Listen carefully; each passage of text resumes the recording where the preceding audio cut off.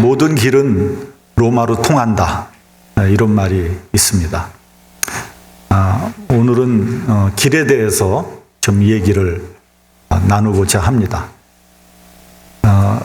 2000년 전에 만든 로마 시대의 길은 지금도 원형 그대로 보존되어 있는 데도 있고요. 심지어는 그 길을 그대로 사용하는 곳들도 있다고 합니다. 그 정도로 로마 시대에는 길을 잘 만들었다는 거죠. 2000년이 지속이 됐으니까요. 이것을 볼 때 로마란 나라가 얼마나 열린 사회이며 발달된 문명을 가지고 있었느냐 하는 것을 우리는 알 수 있습니다. 여러분, 우리가 길만 봐도 그 나라의 국력을 가늠해 볼 수 있죠. 길이 잘 정비되어 있는 나라는 틀림없이 선진국이에요. 제가 한 30년 전에 나이아가라를 방문한 적이 있거든요. 근데 이제 미국을 해서 이제 캐나다로 나가서 캐나다 쪽에서 봤어요. 근데 이제 미국을 벗어나서 캐나다 고속도로에 딱 들어서는 순간 확연히 차이가 나는 게 느껴지더라고요. 미국 길하고 캐나다 길하고 굉장히 다르구나. 캐나다는 역시 미국보다 훨씬 못 사는구나 하는 걸 느꼈어요, 그 당시에. 근데 지금은 어떤지 모르겠어요. 지금 캐나다가 굉장히 많이 올라와 있다고 하더라고요.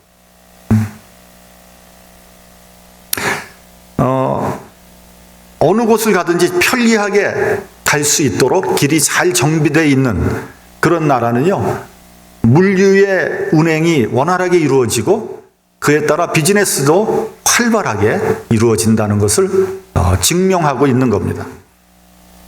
반대로 길이 제대로 정비되어 있지 않은 나라는 분명히 후진국이에요. 여러분, 북한을 한번 보십시오. 작년에 문재인 대통령하고 김정은이가 판문점에서 만났잖아요. 그때 김정은이 평안도 사투리를 쓰면서 이렇게 말했어요. 대통령께서 육로를 사용하기에는 평양에서 개성까지 도로가 좋지 않아서 시간이 많이 걸리고 불편합니다. 솔직하게 얘기하더라고요. 평양에서 개성까지의 고속도로라고 하면 아마 북한에서 가장 중요한 고속도로일 겁니다. 그러니까 일본 고속도로가 그 정도로 정비가 되어 있지 않다면 그 나라의 물류의 유통이나 경제의 활력은 말하나 많았죠. 평양을 아무리 그럴듯하게 멋있게 꾸며 놓는다고 할지라도 그것은 사상 누각입니다. 허장성세라고 얘기할 수 있어요. 북한이 올해 초에 그 혹독한 미국의 경제 제재에도 불구하고 핵무기를 포기하지 않고 홀로 경제 개발을 해서 버티겠다고 이렇게 결의를 했다고 합니다. 근데 저는 개인적으로 북한은 외부의 도움 없이 자력 갱생을 한다는 것은 불가능하다. 전 그렇게 생각합니다. 그래서 김정은이가 뻔질나게 중국을 드나들고 있는 거예요. 여기에 우리 대한민국 정부의 딜레마가 있는 거죠. 북한을 멀리하면은 북한은 분명히 중국과 가까워질 것이고 또 북한과 가까이 하기에는 또 미국의 눈치를 봐야 되니까 참 어려운 거죠. 여러분, 대한민국이 이제는 약소국은 아닙니다. 말을 하자면 아마 강소국 정도 될 거예요. 그러나 상대가 누굽니까? 최강국 미국, 또 최강의 자리를 넘보고 있는 중국. 그 사이에 끼어서 이러지도 못하고 저러지도 못하고 이런 우리 민족적인 비애를 가지고 있는 거죠. 여러분, 과거에 그 길을 닦는 가장 중요한 이유는 왕위의 행차 때문에 길을 닦는 거예요. 그러니까 왕이 한번 행차하려면 왕과 여러 시종들 또 물품 이런 것들을 실어 날리기 위한 또 말과 수레 그런 것들이 원활하게 가기 위해서는 첫 번째 뭘 해야 되느냐? 길을 닦아야 돼요. 그래서 그런 길을 뭐라 그러냐? 왕도라고 합니다. 왕도. 영어로 얘기하면 킹스 하이웨이. 조선시대에 유명한 왕의 행차가 있었습니다. 뭐죠? 정조의 화성 행차입니다. 정조는 아버지 사도세자의 능을 수원 화성에다가 만들어 놓고 어머니 해경군 홍씨를 모시고 여러 차례에 걸쳐서 화성에 행차를 했어요. 그 그림이 화성 능행도로 남아있는데 그거 대한민국 보물입니다. 근데 그 그림에 의하면, 그림을 이렇게 보면 거기 이제 사람들이 다 그려져 있잖아요. 그걸 씌워봤더니 사람이 몇 명이 하면 1779명이 그려져 있어요. 그리고 말이 779필이 그려져 있습니다. 근데 이제 보통 학자들이 추정하기에는 그림이 그렇지 실제로는 약 한 7,000명 이상의 인원이 움직였을 것이다. 그러니까 뭐 대부대가 움직인 거죠. 아마 왕의 행차는 장관이었을 것입니다. 한양에서는 물론이고 지방의 길거리를 행차할 때도 그 지방 그 길 양옆에 많은 백성들이 나와서 구경을 했다, 이렇게 기록이 되어 있습니다. 그러니까 일종의 축제가 벌어진 거죠. 그 정도의 인원이나 말이 지나갈 정도라면 아마 길을 잘 닦아야 될 겁니다. 근데 그보다 더 심각한 문제가 있어요. 뭐냐면 한강이에요, 한강. 이 한강을 어떻게 건널 것인가. 난제였습니다. 그래서 임시로 다리를 만들었다는 거예요. 그 다리를 배다리라 그러는데 교배선이라는 배를 36척 이게 쭉 늘어서 놓고요. 그 위에 소나무 판자를 다 위에 씌웠어요. 그리고 그 위에 잔디를 깔았다고 합니다. 그래서 왕이 지나다니기에 편리하게 그렇게 만들어 놓은 거죠. 폭이 한 7.2m였다고 하니까 아마 지금으로 따지면 2차선 도로 정도 만들었을 것이다, 이렇게 추측을 할 수 있습니다. 2000년 전에 로마의 속국이었던 이스라엘은 말할 수 없이 어둡고 고통스러운 현실 속에 있었습니다. 경제적으로나 사회적으로나 또 정치적으로 불안하기 짝이 없었어요. 헤롯 왕은 제수를 취해서 자기의 아내로 삼았어요. 이렇게 윤리가 땅에 떨어졌어요. 근데 그것을 알면서도 누구 하나도 진언하는 사람이 없었어요. 이러한 불의한 사회였습니다. 도처에 도적들이 출몰했고요. 온갖 부도덕한 행위가 만연했습니다. 종교적으로는 거짓과 외식이 횡행하던 암울한 시기였습니다. 그래도 이스라엘 백성들이 끝까지 희망을 잃지 않고 버틸 수 있었던 것은 메시아 대망 사상이었습니다. 메시아닉 익스펙테이션. 나라 없이 여기저기 떠돌아다녀도 혹독한 고난을 당해도 심지어는 죽음에 이른다고 할지라도 끝까지 유대인의 아이덴티티를 잃어버리지 않고 오뚜기처럼 다시 일어날 수 있었던 원동력은 바로 이 메시아 대망 사상이었어요. 언젠가 메시아가 나타나 이 부조리한 세계를, 이 불의한 이 현실을 해결해 줄 것이다. 우리의 억울함과 우리의 한을 메시아가 반드시 풀어줄 것이다. 그렇게 기대하고 있었습니다. 메시아의 나라를 기다리는 간절한 기다림, 그것만은 아무리 오랜 세월이 흘러도, 아무리 고통스러운 고난이 있다고 할지라도 결코 흐려지거나 변질되지 않았습니다. 이것 때문에 오히려 유대인들이 더 강해질 수 있었고 끝까지 살아남을 수 있었습니다. 그런데 이처럼 갈망하는 메시아를 갈망하는 유대인들에게 400년 동안 선지자의 메시지가 없었습니다. 끊어졌어요. 영적인 암흑 시대였습니다. 그러던 어느 날 광야에서 메시지가 선포되기 시작했어요. 실로 오랜만에 듣는 선지자의 소리였습니다. 수많은 사람들이 그 말씀을 듣기 위하여 광야로 나왔습니다. 마치 가뭄의 단비처럼 그 선지자의 그 메시지를 듣기 위해서 수많은 유대인들이 광야로 몰려 나왔습니다. 요한은 그들에게 회개의 세례를 전파했어요. 회개하라, 천국이 가까이 왔느니라. 회개에 합당한 열매를 맺어라. 이렇게 외쳤습니다. 여러분, 회개는 무엇입니까? 회개는 헬라어로 메타노에이테 이렇게 되어 있는데 돌아오라는 말입니다. 하나님으로부터 떠나버린 사람들에게 하나님에게로 돌아오라는 호소인 거예요.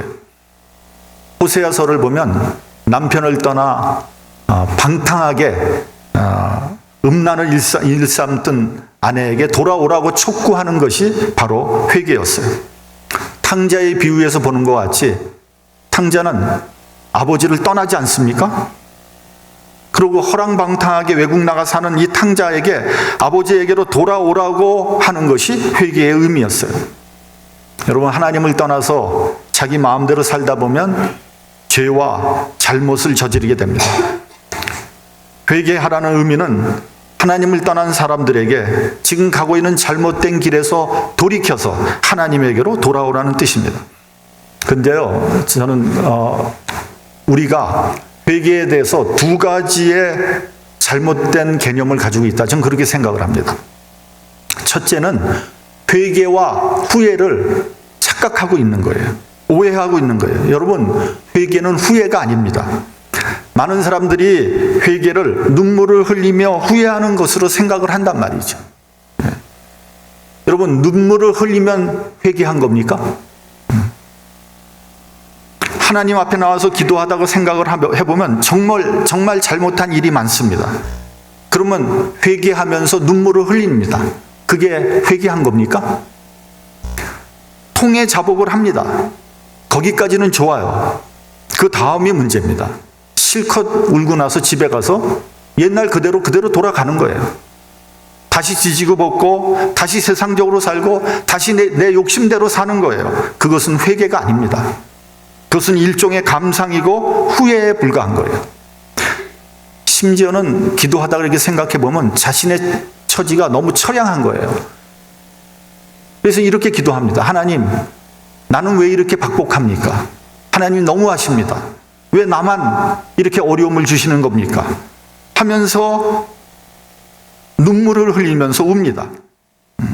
어떤 사람은 기도만 하면 울어요. 이것은 회개가 아니고 신세 타령에 불과한 거예요. 회개에는요, 반드시 거기에 합당한 열매가 맺혀야 되는 거예요. 둘째는 잘못과 죄를 회개하고 고칩니다. 다시는 그런 일을 하지 않기로 결심을 합니다. 회개한 겁니까? 하나님에게로 돌아와야지 회개가 완성되는 거예요. 여러분, 세상 사람들도 자기의 잘못과 자기의 허물을 알고 있어요. 자기가 고쳐야 되는 것이 무엇인지 알고 있습니다. 그래서 보통 새해가 되면 많은 사람들이 여러 가지 잘못된 것을 고치잖아요. 예를 들면 올해는 내가 술, 담배 다 끊겠습니다. 아니면 도박 내가 다시는 안 하겠습니다. 나쁜 짓 안 하겠습니다. 내가 세상적으로 살지 않겠습니다. 이렇게 하는 것이 회개입니까? 네. 그리고 하나님께로는 돌아오지 않는 사람들이 너무나 많아요. 성경에서 말씀하는 메타노이아는 그렇게 끊고 벗어나는 것은 물론이고 하나님에게로 돌아와야 되는 거예요. 그것이 회개의 완성입니다. 그러므로 여러분, 과거에 지나간 잘못된 인연이나 죄로부터 자유로워지는 것은 대단히 중요한 일이에요. 지난 일로부터 벗어나야 되고 끊어야 되고 부정해야 됩니다. 무엇을 얻으려고 하지 말고요, 이전에 무엇을 버리지 못했는가를 생각을 해야 됩니다. 지난 1년 동안 무엇을 얻었는가, 어떤 축복을 받았는가 계산하기 이전에 내가 버리지 못한 것은 무엇인가를 돌아봐야 되는 거예요. 버려야 하는데 버리지 못한 것들이 있습니다. 끊어야 하는데 끊지 못한 것들이 있기 때문에 내가 그리스도인답게 살지 못한 거예요. 은혜 받지 못한 거예요. 하나님께 영광을 돌리지 못했습니다. 아직 버리지 못한 것, 아직 끊어내지 못한 것은 무엇입니까? 새술은 새 부대에 담아야 합니다. 버려야지 새롭게 채울 수 있는 거예요. 여러분, 나의 잘못과 죄가 꼭대기까지 차 있는데 어떻게 하나님께서 축복해 주실 수 있겠습니까? 그것을 비워내야지 하나님께서 축복을 부어주실 거 아니겠습니까? 이것이 바로 회개의 구체적인 열매인 것입니다. 오늘 본문을 보면 이사야서에 의하면 회개는 주의 길을 예비하는 것이라고 그랬어요. 그 길을 평탄케 하는 것입니다. 다시 말하면 회개란 건 뭐냐면 왕의 길을 예비하듯이 주님께서 오실 수 있도록 우리의 마음의 길을 평탄케 하는 것입니다. 우리 본문 5절을 같이 봉독하겠습니다. 본문 5절. 자, 시작. 모든 골짜기가 메워지고 모든 산과 낮은 산이 낮아지고 굽은 것이 곧아지고 험한 길이 평탄하여질 것이요. 여러분, 길을 닦을 때 한번 보세요. 그 구덩이가 있으면 구덩이 메워야 되잖아요. 또 산이 있으면 산을 깎아내야 되지 않습니까? 또 험한 길이 있으면 평탄하게 해야 되잖아요. 굽은 길이 있다면 그 굽은 길을 곱게 돼야 되지 않겠습니까? 여러분, 우리 마음에 메어져야 할 것이 무엇입니까? 산처럼 교만해져 있는 그러한 마음은 어떤 것입니까? 왜곡되고 구부러진 것은 무엇입니까? 그러한 마음들이 평탄해져야지 주님께서 우리의 마음에 오실 수 있는 것 아니겠습니까? 우리의 마음이 거칠고 왜곡되어 있다면 주님께서 오시고 싶어도 오실 수 없다는 거죠. 어떤 사람은요, 매사를 왜곡되게 봅니다. 마음이 구부러져 있어요. 어떤 말을 해도 그것을 곧이곧대로 받아들이질 못해요. 성경을 볼 때도요, 긍정적으로 봐야 되거든요. 근데 부정적인 면으로 보는 사람들이 있어요. 어떻게 해서든지 꼬투리를 잡으려고 합니다. 하나님 편에서 보는 것이 아니라 반대편에 서서 보는 거예요. 예를 들면, 특별히 젊은이들이 그런 질문을 많이 하는데, 하나님께서 왜 선악과를 만들었냐는 거예요. 인간을 만들고 선악과를 만들지 않았다면 인간은 죄를 짓지 않았을 것이고 또 복잡한 일이 더 이상 있지 않았을 거 아니냐. 그럼 죄 짓게 만들고 또 주님께서 와서 십자가에 달려서 우리의 죄를 사해주고 이게 뭐냐는 거죠. 뭐 병 주고 약 주는 거냐? 이렇게 물어보는 사람이 있습니다. 그것은 부정적인 측면에서 성경을 보는 거예요. 그런 측면에서 보면 은혜 받지 못합니다.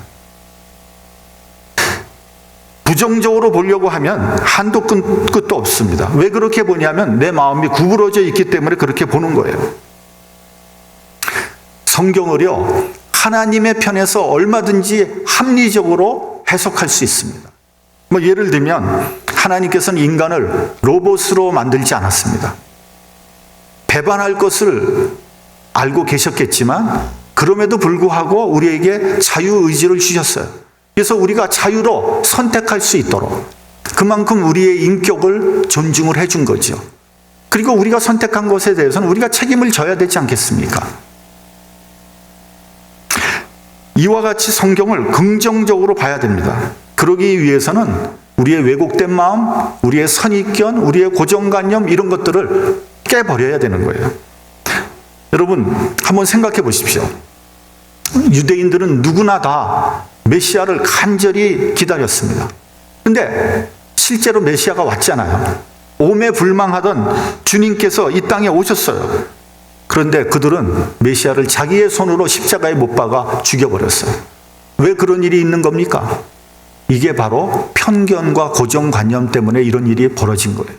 그러니까 이 유대인들의 생각에는 적어도 메시아라면 최소한도 훌륭한 가문에다가 또 유력한 스승 밑에서 배우고 뛰어난 능력의 소유자이어야만 한다. 이런 고정관념이 있었어요. 그런데 여러분, 예수님을 한번 보십시오.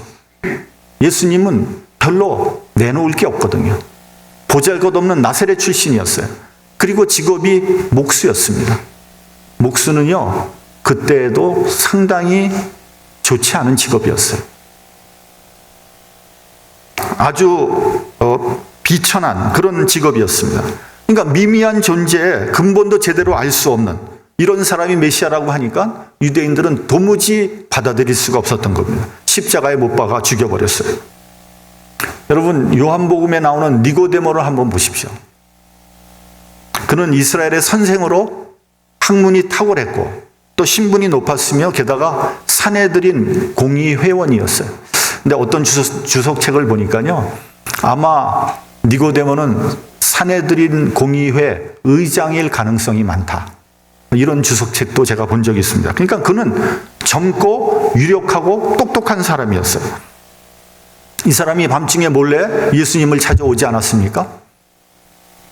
하기야 공공의 정의였던 예수님을 대낮에 찾아온다는 것은 대단히 위험한 일이죠. 아무튼 예수님을 밤이라도 찾아온 것은 굉장히 기특한 일입니다. 그러나 그에게는 교만이라는 산이 있었어요. 워낙 똑똑하니까, 워낙 잘 나가는 사람이니까 자기도 모르게 예수님 앞에 나왔지만 아직도 교만이라는 산이 있었던 거예요. 예수님이 이렇게 말을 합니다.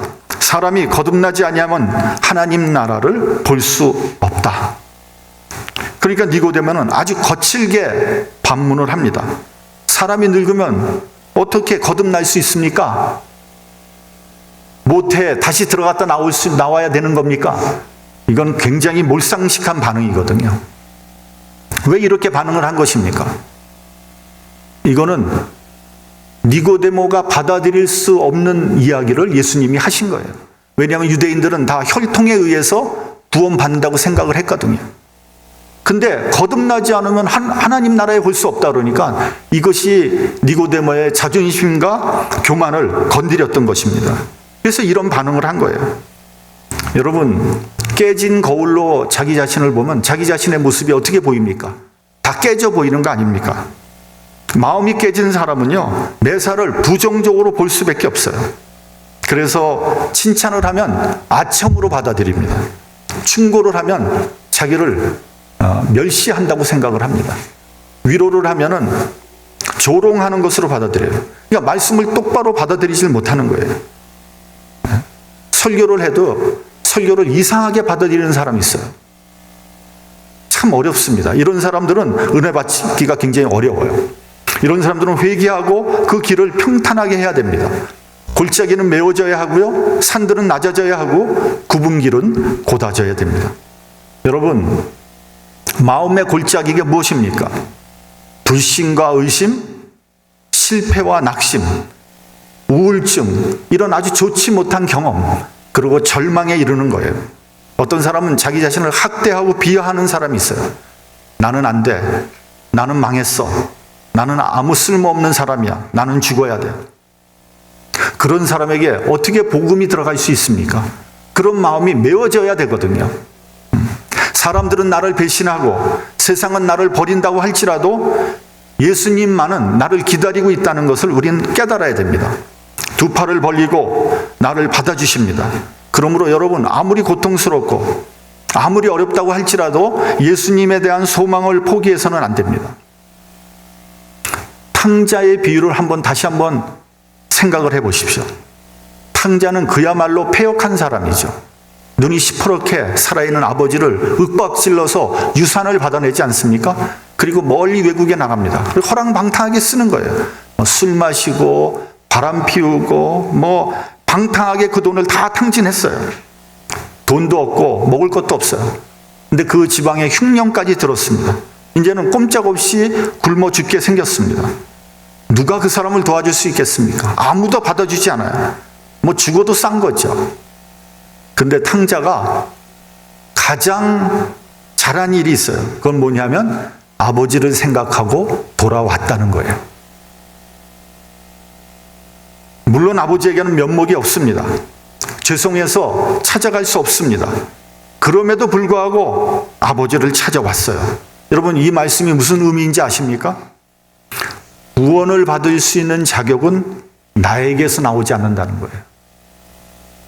구원의 근거는 주님으로부터 나오는 것입니다. 그렇기 때문에 내가 아무리 잘못을 했다고 해도, 죄를 짓고 패역한 자라고 할지라도 주님에게 오면은 살 길이 열리는 거예요. 왜냐하면 주님은 의인을 부르러 오신 것이 아니라 죄인을 부르러 왔기 때문입니다. 하나님께서 나를 사랑하면 나는 사랑받을 자격이 있는 사람이 되는 거예요. 의도, 용서받을 자격도, 구원의 능력도 다 십자가로부터 나오는 것입니다.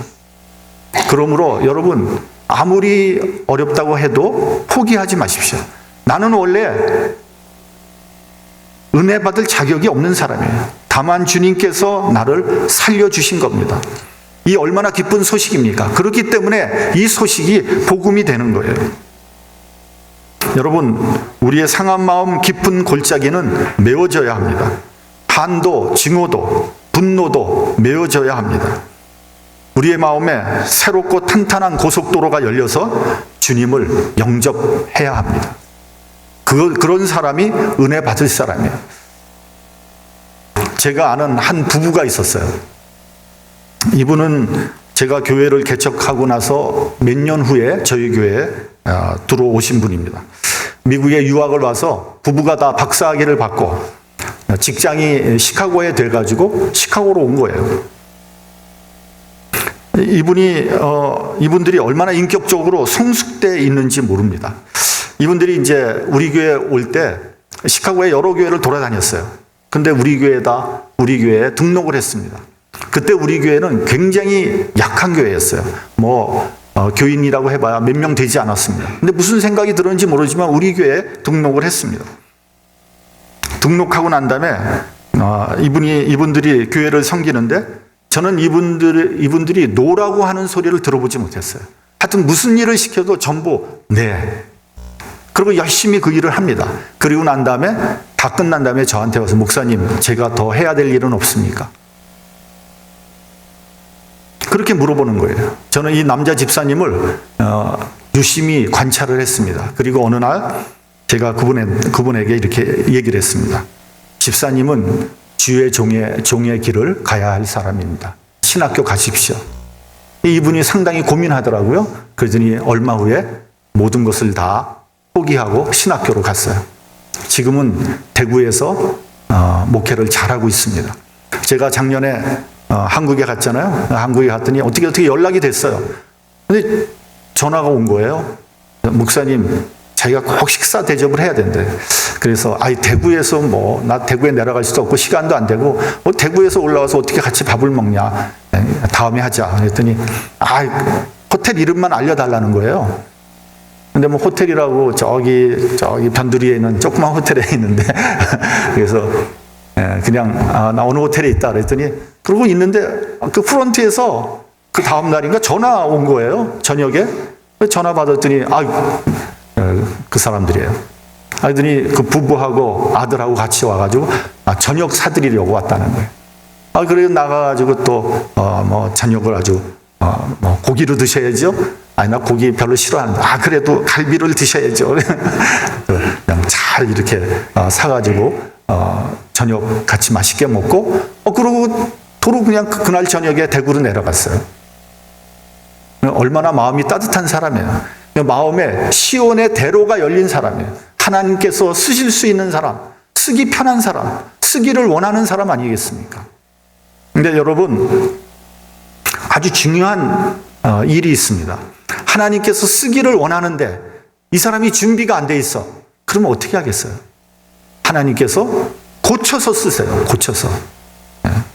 그 교만을 꺾고요. 골짜기를 메웁니다. 그 구분기를 곱게 해서 쓰십니다. 그래서 찾아오는 것이 뭐예요? 고난이에요.